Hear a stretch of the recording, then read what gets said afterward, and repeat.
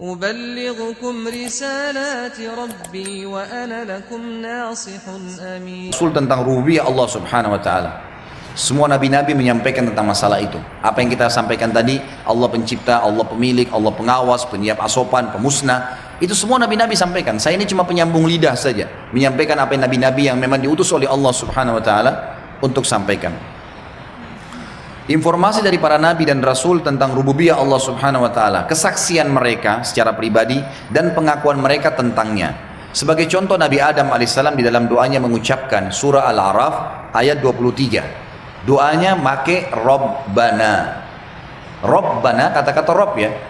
Jadi kalau Bapak Ibu bilang Rabbana atau Rabbi ya, Rabbi gfirli wali walidayya ya, Rabbana atina fid dunya hasanah. Ini kata-kata Rabb berarti kita sedang bilang gini, wahai penciptaku, wahai penyiap asopanku, wahai yang selalu mengawasiku, wahai pemilikku, dan wahai yang akan memusnahkanku. Itu Rabb.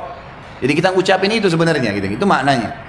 Jadi Nabi Adam sendiri mengatakan Rabbana, wahai pencipta kami, pengawas kami, penyiap asopan kami, pemilik kami, ya pemusnah kami. Zalamna anfusana, kami telah menzalimi diri kami, menganiaya diri kami. Wa illam taghfir lana wa tarhamna lanakunanna minal khasirin. Kalau engkau tidak mengampuni kami, tidak memberikan rahmat kepada kami, pastilah kami termasuk orang-orang yang rugi. Tapi saksi bahasan perkataan Rabbana, pengikraran dari Nabi Adam alaihissalam tentang rububiyahnya Allah. Nabi Nuh alaihissalam di dalam pengakuannya kepada Allah mengucapkan surah Nuh ayat 21. A'udzubillahi minasyaitonirrajim. Rabbi, wahai penciptaku, pengawasku, penyiap asopanku, pemusnah, pemilikku. Innahum asawni wattaba'u man lam yazidhu maluhu wa waladuhu illa khasara. Wahai Rabbku, sesungguhnya mereka telah mendurhakaiku dan telah mengikuti orang-orang yang harta dan anak-anaknya tidak menambah bagi mereka kecuali kerugian belaka. Jadi di sini Allah Subhanahu wa taala menceritakan tentang keadaan Nabi Nuh alaihissalam yang mengeluhkan, curhat kepada Tuhannya. Tahu apa yang terjadi? Waktu sudah Nabi Nuh ucapkan doa ini, Allah Subhanahu wa taala ijabah. Allah utus Jibril lalu menyuruh Nabi Nuh alaihissalam buat kapal untuk supaya selamat, gitu kan. Kapal ini bukan main-main, kapal yang sangat besar. Dan yang uniknya adalah pada saat itu lokasi dakwanya Nabi Nuh padang pasir, nggak ada air. Dibuatlah kapal, maka setiap kali disusun kapal-kapal papan-papan kayu, kaumnya yang kufur ini lewat, ketawain Nabi Nuh, Nuh kamu bawa kemana kapalmu? Kamu pakai kemana ini padang pasir? Mau didorong, nggak ada lautan, nggak ada sungai di situ, jauh sekali padang pasir.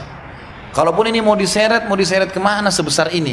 Mereka olok-olok, Nabi Nuh tetap diam aja, tetap bekerja sama orang-orang beriman sampai kapalnya jadi.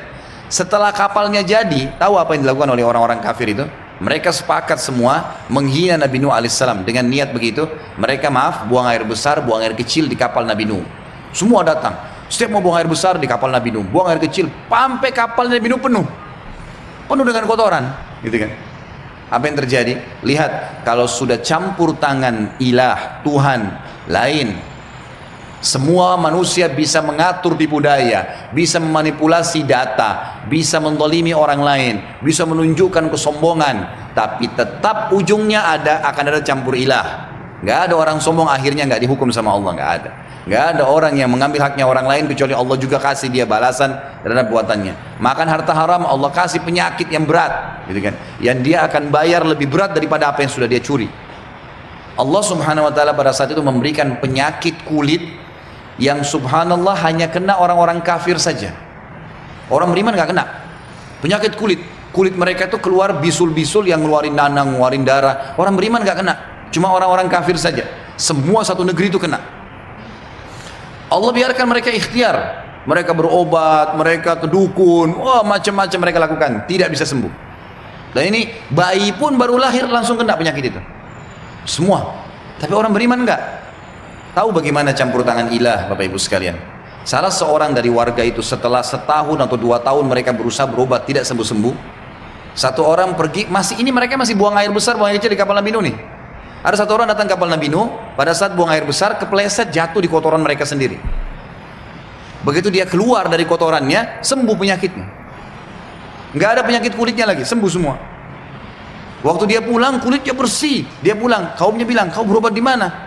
Saya nggak kemana-mana, tadi kepleset di kotoran kita. Apa yang terjadi? Satu negeri datang ke kapal Nabi Nuh, cemplungin dirinya mereka. Sampai kata para ulama menjabarkan kisah Nabi Nuh alaihissalam ini, sampai sisa sedikit pun kotoran mereka, itu mereka cuil, gosok. Sampai kapal Nabi Nuh bersih kembali dengan caranya Allah. Karena kalau masih sisa kotoran, masih ada yang kena penyakit tuh, dia harus berobat ke situ. Sudah sampai bersih kapal Nabi Nuh alaihissalam, bersih semuanya gitu kan. Barulah Nabi Nuh alaihissalam disuruh selamatkan orang-orang beriman dan disuruh naikkan siapa yang Allah suruh naikkan, kemudian barulah banjir terjadi. Perhatikan, campur tangan ilah, ketuhanan ini lain. Hati-hati, jangan mengundang murkahnya Allah. Kalau Allah sudah turun hukumannya itu berat. Makanya Allah kadang-kadang sebelum datang hukumannya memberikan dulu tadarruj, tahapannya dulu.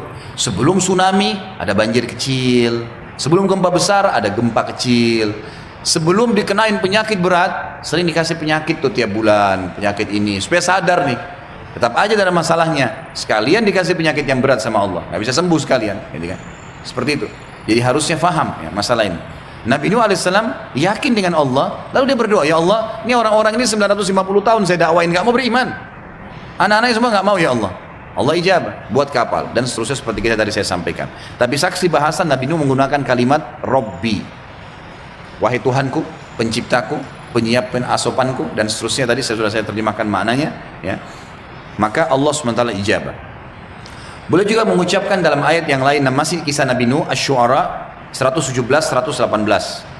A'udzubillahi minasyaitonirrajim. Rabbi inna qaumi kadzabun faftah baini wa bainahum fatham wa najjini wa man ma'iyya minal mu'minin.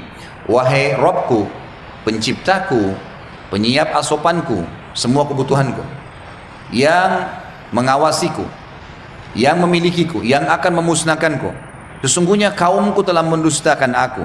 Oleh karena itu adakanlah suatu keputusan antara aku dengan mereka dan selamatkanlah aku dan orang-orang mukmin bersama.